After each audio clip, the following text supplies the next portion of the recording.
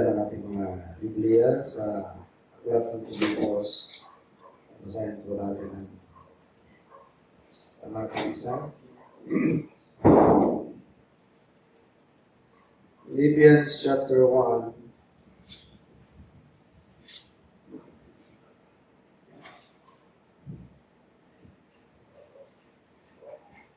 And we'll be reading verses 1 up to 25. Philippians 1, 1 to 25. Okay. Ang bilis na maglakad si Daddy ngayon. Pati Moses, malakas na yun. Malakas na maglakad. Ito magkabulan na tayo. Philippians 1, 1 to 25.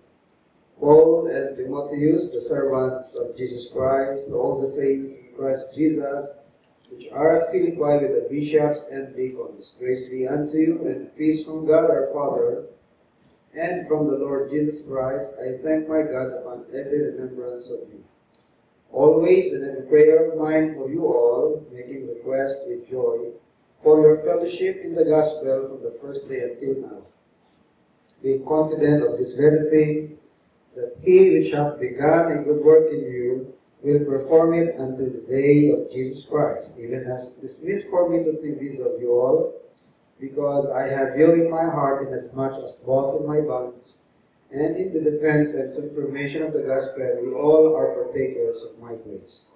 For God is my record, how greatly I long after you all in the bowels of Jesus Christ. And this I pray, that your love may abound yet more and more in knowledge and in all judgment. She may approve things that are excellent, she may be sincere and without offense, till the day of Christ, being filled with the fruits of righteousness, which are by Jesus Christ, unto the glory and praise of God. But I would you should understand, brethren, the things which happen unto me, have fallen out rather unto the furtherance of the gospel, so that my bonds in Christ are manifest in all the palace and in all other places. And many of the brethren in the Lord, waxing confident by my bonds, are much more bold to speak the word without fear. Some indeed preach Christ even of envy and strife, and some also of goodwill. The one preach of Christ of contention, not sincerely, supposing to add affliction to my bonds. But the other of love, knowing that I am set for the defense of the gospel. But then, notwithstanding every way, whether in pretense or in truth, Christ is preached. And I therein do rejoice, yea, and will rejoice. For I know that this shall turn to my salvation, to your prayer, and the supply of the Spirit of Jesus Christ, according to my earnest expectation, and my hope that in nothing I shall be ashamed. But that with all boldness as always, so now also Christ shall be magnified in my body, whether it be by life or by death. For to me to live is Christ, and to die is gain. But if I live in the flesh, this is the fruit of my labor, yet what I shall choose I wot not. For I am in the strait betwixt two, having a desire to depart and to be with Christ, which is far better. Nevertheless, to abide in the flesh is more needful for you, and having this confidence, I know that I shall abide and continue with you all for your furtherance and joy of faith. So ay po ay nasa pag-aaral pa rin po, no? The joy of ministry.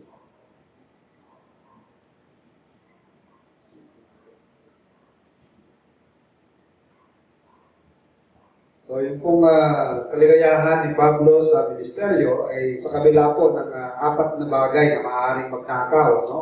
Ng kanyang katuwaan. Pero pong apat na which seems to rob people of joy, but in the case of Apostle Paul, hindi ho yan naka-apekto sa kanyang joy in the ministry. Matatandaan po ninyo, yung unang bagay na maaaring yung mga ordinaryong tao lang, no? Malulungkot na sila, no? At i-discourage na sa ministry. But in the case of Apostle Paul, in spite of trouble, andun pa rin yung kanyang joy. Ito yung mga apat na maaaring makakuha ng kanyang katuwaan. Yet, his troubles are not enough or not capable of robbing him of his joy, because his trouble resulted in how to the furtherance of the gospel. As long as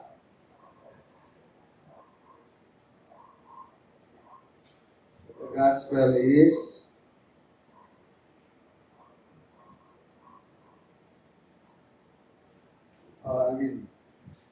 progress.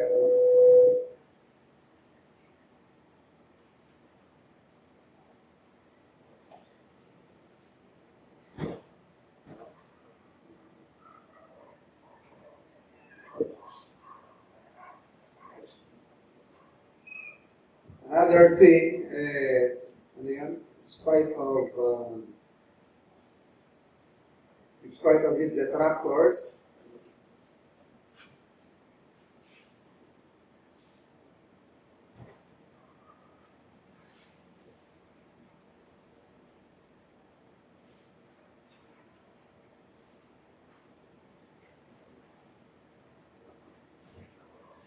is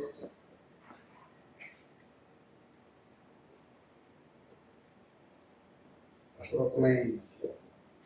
Last Sunday, tinikat natin yung huling dalawa, no? In spite of threat of death, sa kabila ng kamatayan, no? Then,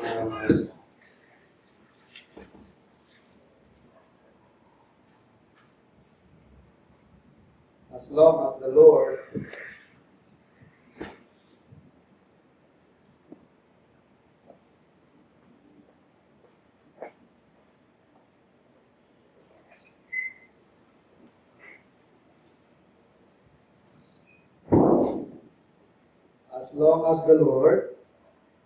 was glorified.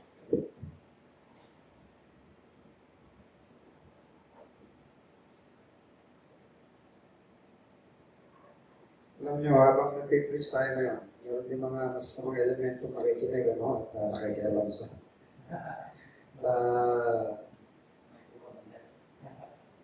nakikialam dito sa ano natin. Nahaluan ng wala ng boses, ano, so pray natin, ano, at mga evil spirit na hindi manahimik. Pag ine-edit, sumisingit sila eh. Yung mga sumisingit, yan, may narinig ako isa. Okay. Yeah. So, merong apat, ano, na which seem to rob Paul of his joy, but in spite of these four things, natutuwa pa rin ang ating apostol dahil ang nangyayari, ang ebanghelyo ng Panginoon, ang gawain ng Panginoon ay lalong umasenso. Dahil ang gospel nakarating na sa palasyo. Di ba? Yung mga nagwardya sa kanya, mga naligtas. Maraming mga naninira sa kanya, pero dahil sa gusto makipag-compete ng mga naninira, gusto nilang madaig si Paul sa pangangaral at sisiraan nila sa Apostol Pablo. Ang nangyayari, lalong naihahayag, lalong naihahayag ang pangalan ng Panginoon. Dahil hindi naman yung tao yung pinagpapala, kundi yung mensahe ang pinagpapala. Kaya kahit sino mong dala, bagaman mali ang motibo, kung pinagpala ng Diyos yung mensahe dala, may nasa set pa rin.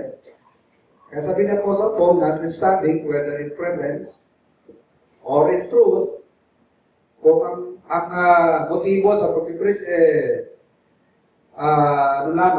maling motibo, pretense lang, pakunwari lang, alayunin lang, ma-outbest or madaig si Apostol Pablo. Pero nangyayari, naipapangaral pa rin ang pangalan ng Panginoon. Kasi nga, sanasabi ko sa inyo, ang mga detractor ni Apostol Paul, hindi naman mali sa doktrina eh. Sa lang mali. Sa motive lang sila mali. And Panginoon, pag pinagpala niya kanyang salita, talagang ma-accomplish ang kanyang layunin. Ano? Isaiah 55:11. So shall my word be that goeth forth out of my mouth, it shall not return unto me void, but it shall accomplish that which I please. And it shall prosper in the thing where two I sent it. Ang sabi ng Isaiah 55:11, di ba? Tama ba yung verse? Oh, yun. Yan. So, pag pinagpala ng Panginoon yun, meron maliligtas. Kahit na yung motibo na magdadala, mali. Kasi ang pinagpapala, hindi yung salita. Yung salita, hindi yung kung sino ang nagdadala. Okay? So, in spite of impending death, sabi ng Apostle Paul, as long as the Lord was glorified, kaya sa kamatayan ko, kaya sabi niya, whether by life or by death, kahit pa sa buhay, manatili ang buhay o mamatay pa, kung diyan naman maluluwalhati ang Panginoon, katuwaan ko na rin yan. So, talaga makatanggal sa katuwaan ni Apostle Paul. And then, the last one is, in spite of remaining in the flesh. Sinabaling manatili pa ako sa laman, manatili pa buhay. Bakit? As long as the church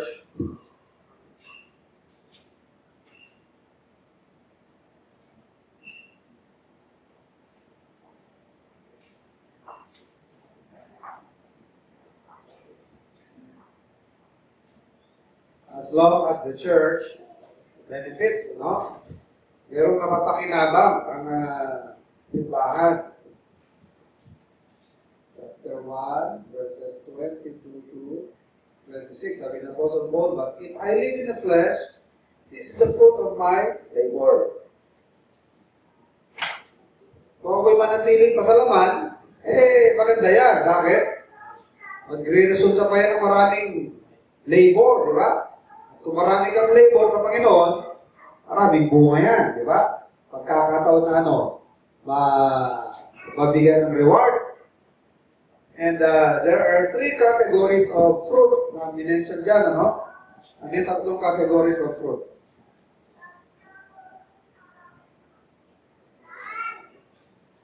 Of fruit. Spiritual fruit.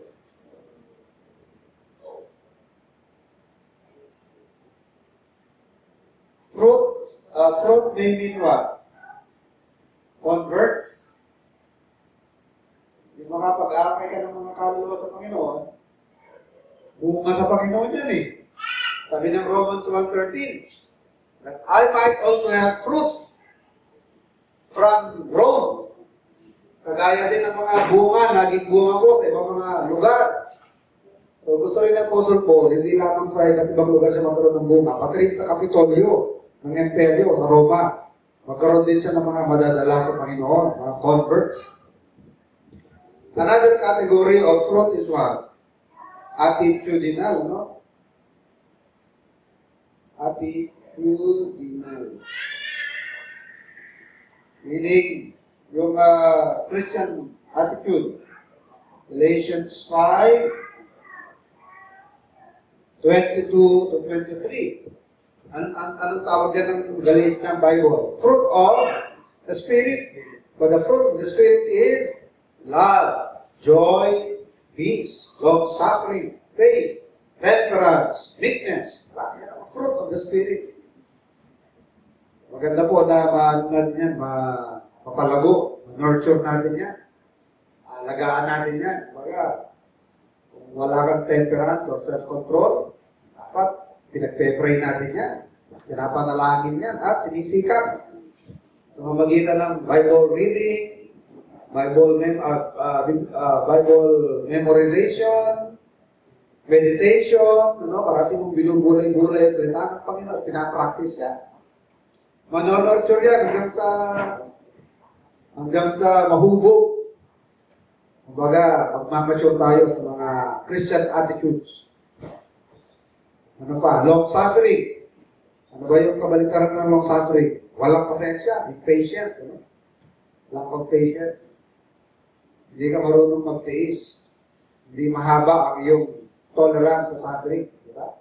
Pag sinabing long-suffering, mahaba ang tolerance mo sa suffering, pero kasi na konting suffering lang, suko na agad. Ayawan na agad. So, hindi siya long-suffering. Another category is what? yung tungkol sa mga good works, good deeds. May tawag doon action, action fruit.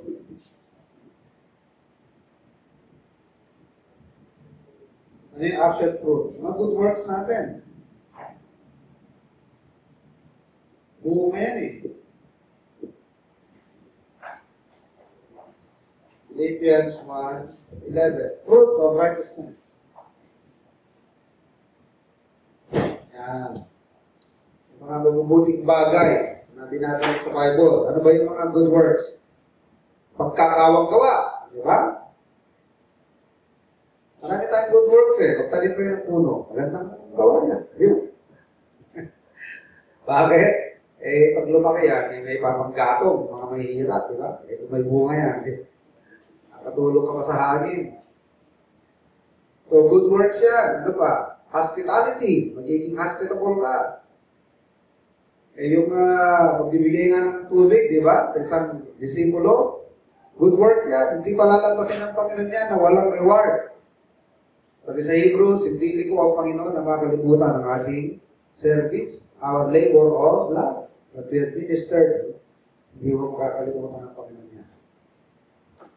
Okay? So, sabi ng Apostle Paul, to remain in the flesh, bakit ba nakakatanggal ng joy at manatili sa flesh? Kaya dami kayong trouble, habang nasa lupa tayo, di ba? Daming trouble. Wala talagang lasting na satisfaction and happiness sa mundo. Masaya ka lang ng ilang araw, masaya ka ng ilang sandali. Ang kasunod yan, meron na namang panibagong setback, di ba? Tuwa-tuwa ka na, parang tatagumpay na. Maya-maya, may backlash naman yan, may setback na naman yan. Bakit? We live in this cursed world. Sinumpa itong mundong ito Sabi ng Bible, thorns and thistles ang ibubunga nito sa atin. Talagang maganit ang buhay sa mundo. May resistance. Biro mo, magtanim ka ng palay, abonohan mo, i-weeder mo, tanggalin yung weeds. Pero, matindi yung damo, di ba? Matindi yung resilience ng damo. Minsan, mas mauna pa silang lumalaki kaysa sa tinatanim mo Ngayon, hira naman sa atin ng mga nag-agrikultura. Ganun pa rin. Mapapansin niyo pa rin yan sa paghahanap buhay natin, may resistance. Talaga, parang may pansirang damo na sumasabay sa mga effort natin. Parang, kumbaga sa naglalakad ka, wala ka sa semento, nasa putik, kada bangko parang hinihigop yung paa mo, parang mabigat. Mabigat ang paglakad sa mundo. Maraming pressures. Kaya yung pananatili sa laman, kay Apostol Pablo, parang tutuusin sa ordinaryong tao yan. Kakaluktok pa yan. Kasabi niya, ang mamatay ay pakinaba. To live is Christ and to die is gain. Bakit gain? Pagdating sa langit, napakaganda sa langit. Nandoon ang full satisfaction. Naroon ang full enjoyment. Kung personal enjoyment ang hanap natin, nandoon yun. Kasi dito, mag-enjoy ka lang ng konti. Maya-maya, parang sawa ka na ulit. Parang makarniwan na ulit, di ba? Makarasa pa ng konting parang ganda-ganda kasi bago mo lang nakita, bago mo lang natikman. Pero pagka natikman mo na, nalasahan mo na, napuntahan mo na, na-experience mo na, anong pakaramdam? Wala na naman, ordinaryo na naman, di ba? Parang hindi ka talaga fully satisfied. At like pag nasa langit, andoon ang full enjoyment, personal enjoyment and satisfaction. Kaya sabi ni Apostle Paul, to die is gain. Pag nasa langit at nasa piling ng Diyos, talagang maganda yun. Kaya sabi nga niya, maganda ang nasa langit na. Kasi nga, mabuhay sa mundo ay maraming problems. Pero, kung pananatili naman ni Apostle Paul sa lupa, makakapaglingkod pa siya sa Diyos, masaya na rin. Di ba? Dahil, that is the fruit of my labor, sabi niya. Maraming pagkakataon na makapaglingkod. At sa paglilingkod ko na yan, hindi ko lamang nalalahati ang Diyos. Ano ba nangyayari? The church is being benefited. Nagkakaroon ng benefit sa church. As sabi ng Apostle Paul, but if I remain in the flesh, that is the fruit of my labor. Dahil mangyayari, pagka nasa flesh, 24, nevertheless, to abide in the flesh is more needful for you. Kakailanganin niyo yan. Hindi naman sinasabi ni Apostle Paul na indispensable, no? Indispensable siya. Alam niyo ba yung indispensable? Pero kasi mga tao ng feeling, kapag wala sila, pag wala ako, hindi niya magpapatuloy. Hindi ako pwedeng i-give up ng simbahan. Hindi nila ako pwedeng pakawala. Dahil pag ako pinakawalan nila, mapipilay sila. So, ang feeling lang, they are indispensable. Pero sa totoo lang, mga kapatid, wala sa atin indispensable. Kahit pastor, kahit sino, walang indispensable. Lahat, sa biyaya lang ng Panginoon, kaya tayo nakakapagpatuloy. Hindi naman tayo perfecto. None of us is indispensable. Kung tapos na Diyos sa atin, God could easily,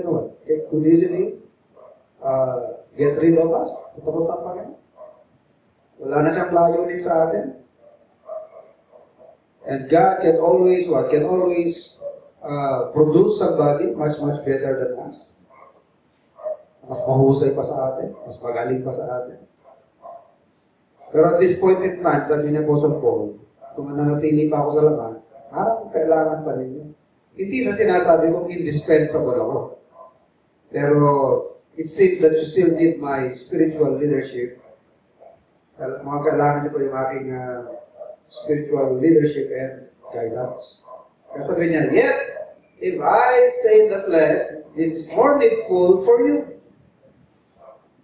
Yeah, verse 25, and having this confidence, I know that I shall abide and continue with you all for your furtherance and joy of faith. Ano yung furtherance? For your progress. Para mag-progress pa mga kapatiran. Okay? So, alam niyo po yung tinutukoy dito na nasabi ng Apostle na verse 23, for I am in a strait betwixt two, having a desire to depart. Ano ba itong depart?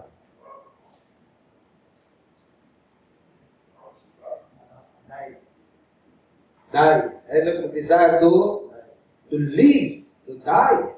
Yeah. Matay. That is analusis. Having the desire to depart and to be with Christ, which is what? Sabi ni Apostle Paul. Far better. Yan yung expression na far better. Sa Greek grammar, double na yan eh. Double superlative.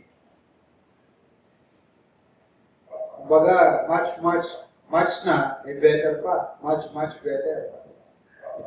Kumbaga sa English, ano na yan? Best na yan. Kapag sinabi sa Greek grammar na much better, yun na yung pinakamataas na superlative nila. Kumbaga, makapiling ng Panginoon, kung satisfaction ang pag-uusapan, personal satisfaction, wala nang papantay sa nasa piling tayo ng Panginoon. That is the highest superlative. Okay? So, yung pong departure, sabihin niyan, mamatay. I-compare natin yan sa 2 Timothy 4:6. Pakibasa nga yan, 2 Timothy 4:6.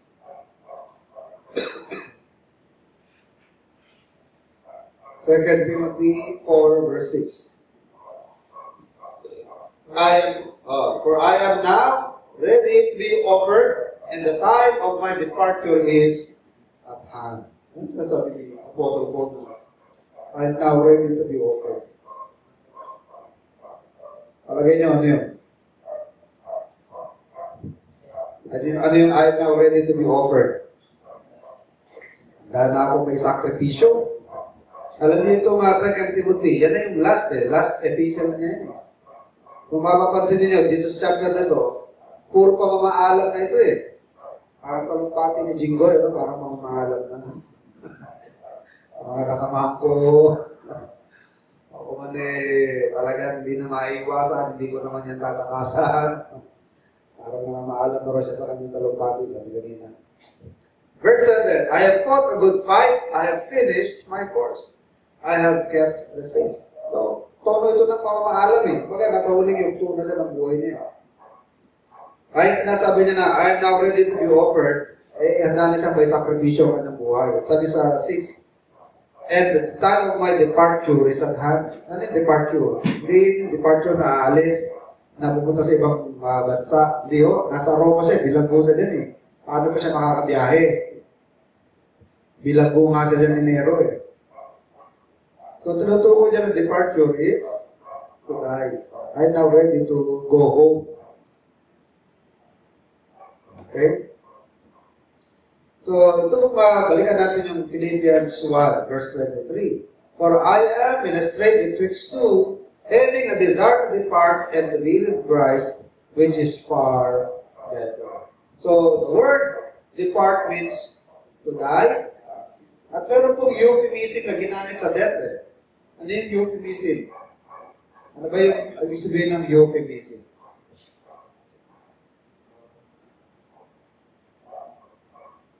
Ano yung euphemism? Yun yung mga words na ginagamit natin para yung isang bagay na medyo morbid pakinggan o medyo masyadong vulgar pakinggan. Medyo hindi masyadong vulgar, ang pagkaka...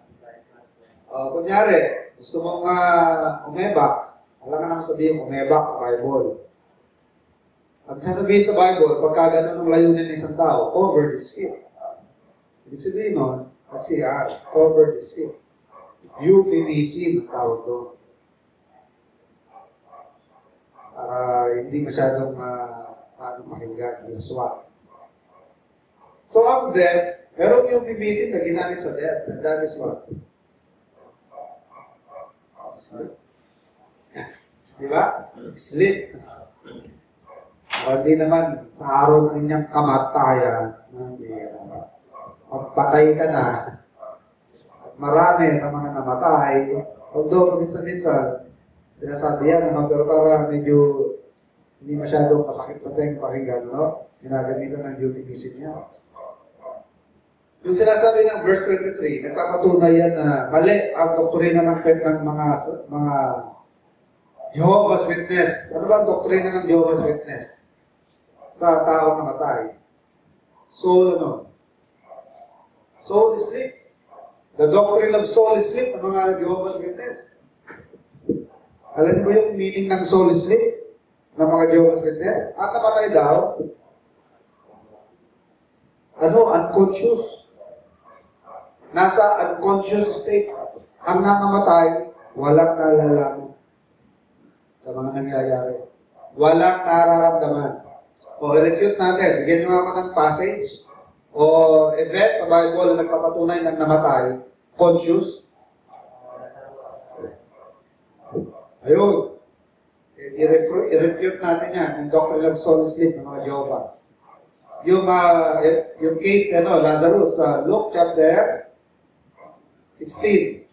Ano pa yung mga event? Alam niyo sa Bible na pwedeng i-refute yung soul sleep.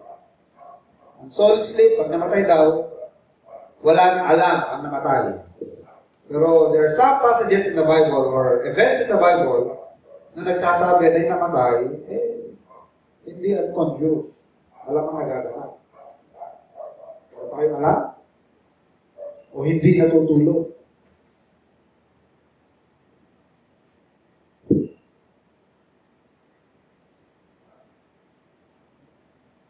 Alam na event sa Bible? Yung sa transfiguration. Ano yung transfigure? Yung nag-ibang anyo ang Panginoon. Kausap sa bundok sino? Si Elijah at si Moises. Matagal lang patay si Moises di ba? Matagal na rin nawala si Elijah. Pero si Elijah at si Moises, hindi tulog ng kausap ng Panginoon. Sa Mount of Transfiguration. Okay? Ano pa? Revelation 6.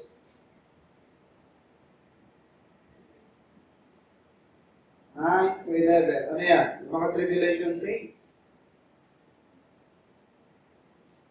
Mga patay na ito, yung mga patay sa tribulation, yung mga pupugutan ng ulo, tulog ba sila? Iyak nga sila Sabi nila, Panginoon, hanggang kailan nyo kami pagtatanggol? Sabihin nyo, Hindi tulog yung mga yan na kagaya ng tulog na sinasabi ng mga Jehovah. Unconscious. Hindi yung conscious sila, pero mga pugot na ulo nito. Sahin natin. Revelation 6, 9 to 11.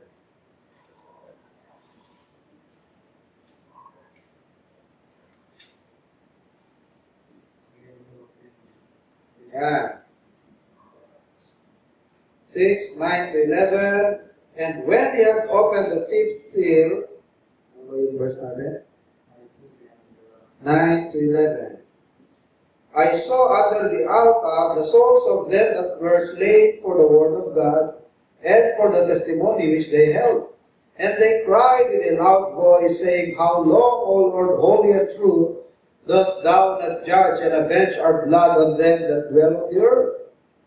And white robes were given unto every one of them, and it was said unto them that they should rest, yet for a little season, until their fellow servants also, and their brethren that should be killed as they were, should be fulfilled. Mga kasunod pa silang mamamatay pa. Sabi ng mga, ng Panginoon sa kanila, magantay-antay lang kayo, hanggang sa maubos lahat yung mga kasama nyo pang mamamatay. Hintayin natin sila. So ito mga namatay na ito, ng Tribulation Saints, hindi sila tulog na walang alam.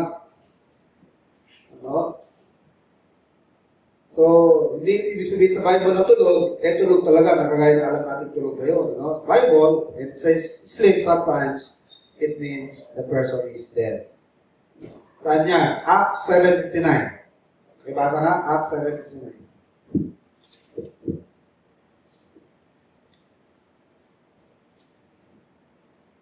Acts 7:60. Ayaw 59. 60.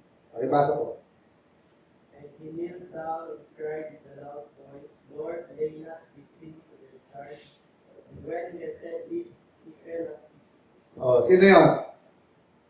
Sino nagsasalita dyan? Stephen. When he had said this, ano yun? Lay not this thing to their charge. Stephen yun. When he had said this, he fell asleep. Bakit? Binato siya. John 11. Pakibasa rin. John 11 verses 11, verse 14.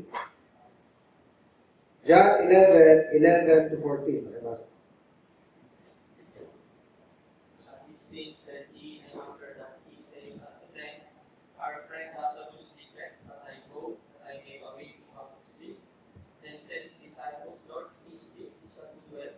Howbeit Jesus spake of his death, but they thought that he had spoken of taking of rest in sleep. Then said Jesus unto them plainly, Lazarus is dead. Yan. Sabi ng mga alagad, nagdala ng mensahe sa Panginoon. Panginoon, may sakit si Lazaro. Magmadali kayo pumunta. So, ang Panginoon nag-delay. Instead na pumunta agad, dinelay niya yung punta niya. After several days, nung patay na si Lazarus, sabi ng Panginoon, tayo na. Gigisingin natin si Lazaro. Sabi ng mga alagad, Panginoon, kung gising lang siya, kung tulog lang siya, gigising din yan. Akala nila, akala ng Panginoon, natutulog lang sa higaan na kaya normal na tulog. Hindi. Kaya nung hindi nila naintindihan yun, the Lord spoke plainly, sabi niya, di ba? Nilinaw na ng Panginoon. Si Lazaro, hindi natutulog. Patay na siya. Patay na. Gigisingin natin. Di ba? John 11:35, Jesus wept. Tapos ginising niya si Lazaro, binuhay. So, another verse, 1 Corinthians 11:30.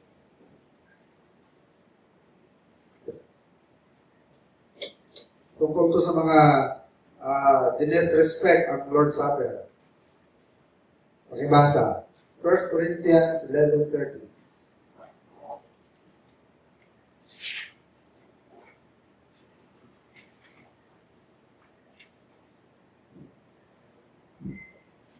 Pakibasa po. Sige, read.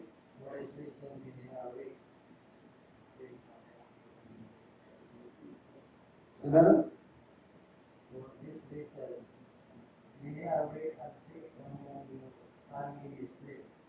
Many are weak and sick, and some are asleep. Marami na may sakit, mayroong mga may hina, ilan ay tulog na. Sino tulog na? Patay na. Because they did not respect the Lord's Supper. 1 Corinthians 15:20. May basa rin. 15:20. But now is Christ risen from the dead, and become the first fruit of them that slept. First fruit of them that slept. 1 Thessalonians 4:13-15. 1 Thessalonians 4:13-15. May basa.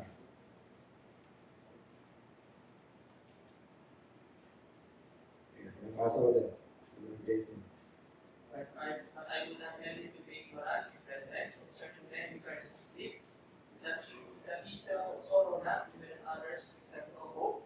For if we believe that Jesus died and rose again, even so them also which sleep in Jesus will God bring with him. For this we say unto you by the word of the Lord, that we which are alive and remain unto the coming of the Lord shall not prevent them which are asleep. Yan. Hindi tayo makauna sa mga sleeping. So next asleep, mga namatay. And then our final verse, Daniel 12, verse 2.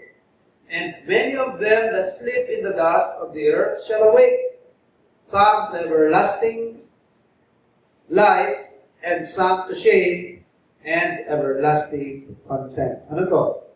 Yung resurrection.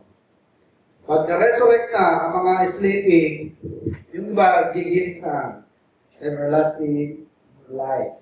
Some will awake to everlasting shame and contempt. So, sino yan? Yung mga namatay.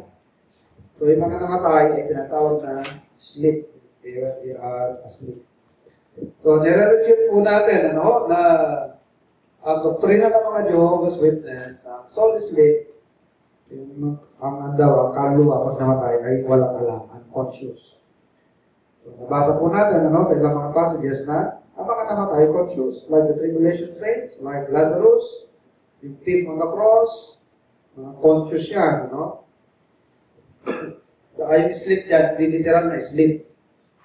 Euphemism lang yung sleep ng mga tao namatay. Okay? So, sabi ni Apostle Paul sa Philippians chapter 1, to die or to depart is much, much better. Or much better.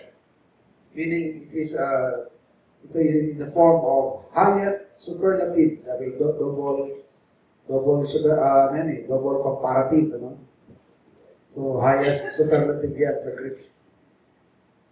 So, sana, yun din po ang ating damdamin, kagaya ng Apostle Paul, hinahangat din natin na makapiling ng Panginoon. Kaso nga lamang, yung tension na gusto pa rin natin makapaglingkod, hindi rin sana nawawala.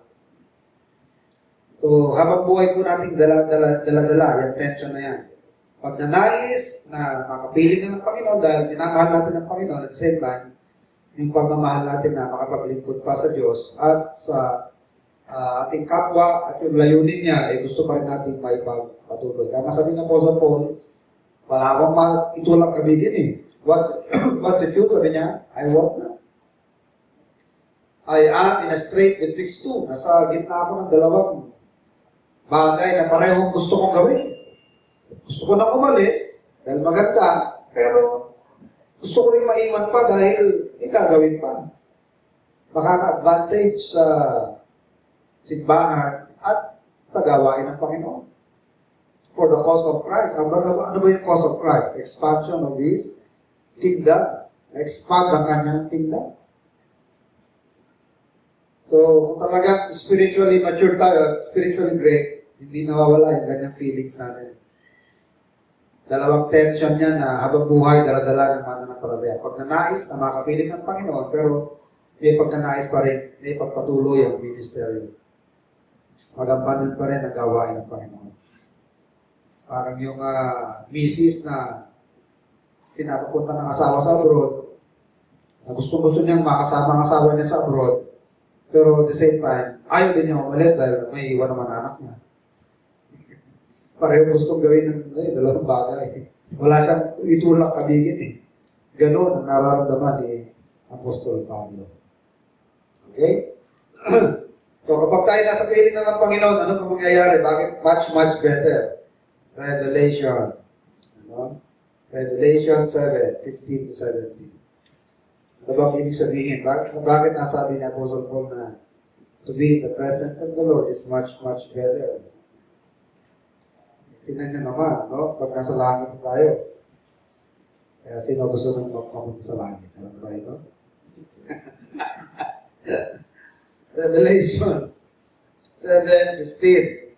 Therefore are they before the throne of God, and serve Him day and night in His temple.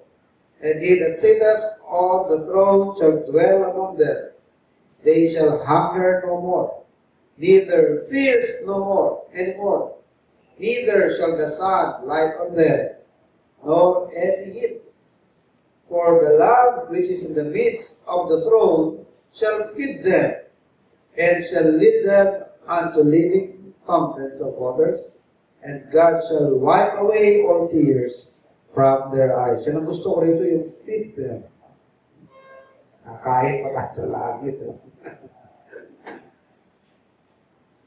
Diba, sarap niyan, hindi tayo magugutom. Kahit hindi ka gutom, pwede ka rin kumain.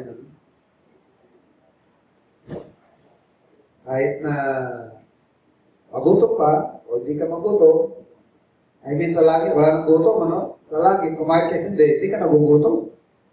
Dahil sa ganito, they shall never grow hungry. They shall hunger no more. Pero kahit na hindi ka gutom, pwede ka rin kumain. Sabi sa 17, for the Lamb which is in the midst of the throne shall feed them, and shall lead them unto living fountains of waters, and God shall wipe away all tears from their eyes. Yan, no? Yan ang ibig sabihin ng nasa langit. Lahat magbabago. Wala nang presyo. Araw-araw, kailangan natin kumayod, di ba? Kailangan kumayod para kumain. Maraming mga bills, maraming babayaran. Sa langit, wala nang lahat. Saka sabi dyan, neither shall the sun light on them, nor any heat. Sa atin, konting init lang. Talaga naman, tagapak na. Aircon, hinahanap natin. At sa langit, wala nang heat. Dahil wala nang araw. Kahit walang araw, maliwanag pa rin sa langit. So, Paul's longing for heaven, hindi lamang po yan ang kanyang concern, ano? But above all, nandun pa rin yung kanyang concern na manatili. Dahil sabi niya sa Bible, ano, sa ilang mga parts ng Bible, sa mga epistles niya, absent in the body, present with the Lord.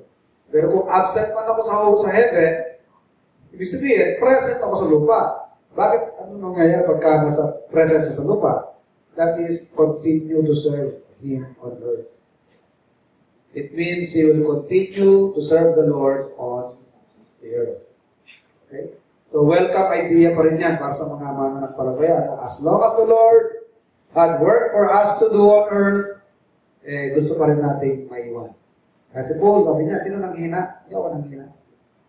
Ang katawan ko nanghihina, pero yung alam na aking nagdamit sa paglilingkod ay hindi humihina. Kaya nagsabi ng 1 Corinthians 15:15, di ba? Be therefore steadfast, unmovable, always what? Abounding. Huwag kayong manghihina sa paglilingkod sa Diyos. Lalong managana kayo. Always abounding in the work of the Lord, inasmuch as you know that your labor is not in vain. Our labor is not in vain. Hindi ko masasayang ating mga pinaglingkod sa Kanya. Okay? So, yan ho, ang ilang mga uling bagay, no, na nasabi ni Apostle Paul, na bagaman, marami siyang trouble, no? Last Sunday, binasa natin sa 2 Corinthians yung mga troubles niya sa ministry. In perils of my countrymen, in perils of robbers, in perils at sea, in perils at land, perils from my own countrymen, dami niya troubles. And the cares of the church, in fastings, in often, in hunger, often, dami niya trouble. Pero okay lang, as long as the gospel or the work of the Lord progress. In spite of the detractors, maraming mga evil speakers, they speak evil of Apostle Paul, and they criticize him and criticize his ministry. na supposed to be ay kakalungkotan ng tao under normal circumstance. Pero kay Apostle Paul, kung yun naman ang way para lalo may preach ang Panginoon, okay na rin yun. Basta niya kapangaral ang Panginoon. In spite of the threat of death, supposed to be, makakapagpalungkot siya. Ano? At nangyari talaga yung kamatayan ni Paul 2 years later. Pero sabi niya, to live is Christ and to die is gain. Yung staying in the flesh, yung flesh niya, hindi yung flesh na tinutukoy sa Romans 7, yung flesh as Romans 8 na sin of sinfulness, hindi yan yun. Meron kasing term sa Bible na pag sinabing flesh, sinful nature at tinutukoy. They that are in the flesh cannot please God. So tinutukoy dito ni Paul na if I still remain in the flesh means kung manatili pa akong buhay na nasa physical life. Bagaman malungkot yan dahil tumatanda na, maraming curse, maraming mahirap sa mundong ito, pero masaya pa rin dahil kung mananatili pa naman ako, magbe-benefit na marami. At lalo pa makaka-perform ng mga good works. Maraming fruit pa na pwede maging bunga. Ano mga fruit? Maraming magkabunga pa siya ng kaluluwa. Diba? Pwede maging bunga ang kaluluwa. The fruit of the righteous is a tree of life, and he that winneth souls is wise. Proverbs 11:30. Ang bunga ng matuwid ay punong kahoy ng buhay, at ang pantas ay humihikayat ang mga kaluluwa. So, ang mga manatili pa tayo sa laman, pagkakataon pa natin yan na makapag-win ng mga kaluluwa para sa Panginoon. At makaproduce ng mga good works, action fruits. Marami pa tayong acts of kindness na pwede magawa sa mundo ito. Let your light so shine that they may see your good works and glorify your Father which is in heaven. Another fruit is the fruit of the Spirit. So lahat yan, dito yan magmamanifest sa lupa. Dito lang yan magagamit. Marami yan sa fruit na yan sa langit, hindi na kailangan. Kagaya ng faith, hindi nakakailangan sa langit yan. Saan lang makailangan ng faith? Dito lang. We walk by faith, not by sight. Pero pagdating sa langit, hindi na tayo by faith. Dahil yung inaasam-asam ng faith natin na makita, sight na. Nandun na tayo. Nakikita na ang mga.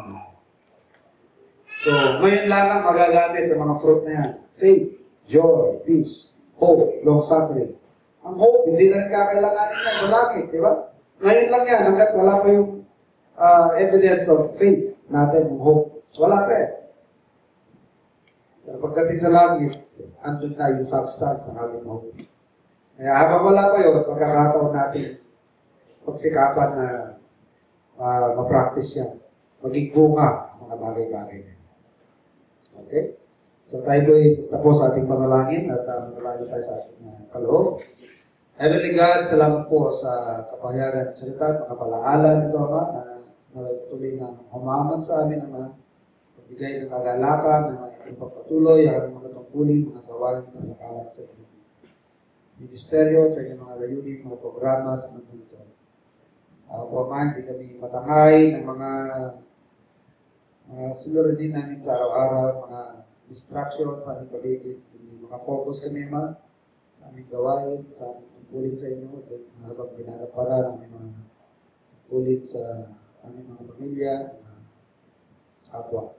Pagpala niyo po, Ama, aming mga panalangin sa inyo ito, kung inyong kalugdan, at bigyan ng katugunan, kahit sa inyong paraan at sa inyong panahon. Pagpala niyo rin po, Ama, mga kaloob, na pagkakalob sa inyo ito, natutuloy na mga tulog, mga kasapat sa mga magulit sa inyong iglesia. Alam po, Ama, yung langit sa mga Jesus. Amen. Pass po ng ating